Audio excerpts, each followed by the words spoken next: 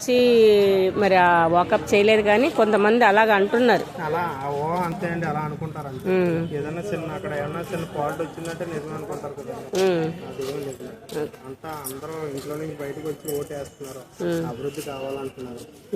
మీరు ఏ ప్రభుత్వం రావాలనుకుంటున్నారు? మేమైతే కూటమి ప్రభుత్వం రావాలి, కూటమి ప్రభుత్వం రావాలనుకుంటున్నారా? వస్తేనే అందరికీ బాగుంటుందండి. మీరండి?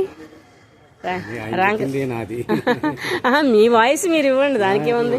మార్పు వచ్చింది కదండి, మార్పు రావాలంటారా? ఉద్యోగాలు కావాలి యువతకి.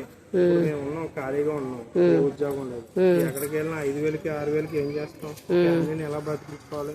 అందుచేత ఏదైనా మినిమం ఒక 20,000 శాలరీ ఉంటే బతకొచ్చు.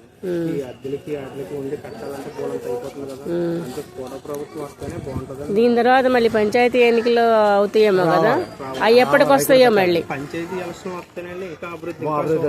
అదే కదా, మరి మన రూరల్ ఏరియాలో పంచాయతీ కూడా ఆఫ్ చేశారు కదా. పంచాయతీ కంపల్సరీగా రావాలండి, పంచాయతీ రాకపోతే అభివృద్ధి లేదు. ఎక్కడికక్కడ ఎవరి దగ్గరికి వెళ్ళాలంటే పంచాయతీ ఆఫీస్కి వెళ్ళి మనం తెలుసుకుని పోలేం అండి. అలాగే ఎక్కడికి వెళ్ళాలంటే తెలలేదు మనకి. ఎక్కడికి వార్డు నెంబర్ ఉన్నారంటే వార్డు నెంబర్ ఉంటే వార్డు నెంబర్ని మేము గెలిపించుకున్నాం కాబట్టి మా ఏరియా నిధులు వేయి, మా ఏరియా డెవలప్మెంట్ ఏదని మేము అడగనా కట్టుకుంటాం. కానీ పంచాయతీకి వెళ్తే ఎవరు చెప్తారండి? ఎవరు చెప్తలేదు సమాధానం. చేత కంపల్సరీ పంచాయతీ ఎలక్షన్ జరగాలి, వార్డు నెంబర్ రావాలి, వార్డు అంతా మంచి అభివృద్ధి. ఏ గ్రామంలో ఉన్నది ఆ గ్రామం అభివృద్ధి ఉండాలి. ఓకే, అదే ఇప్పుడు నేను ఛానల్లో అయితే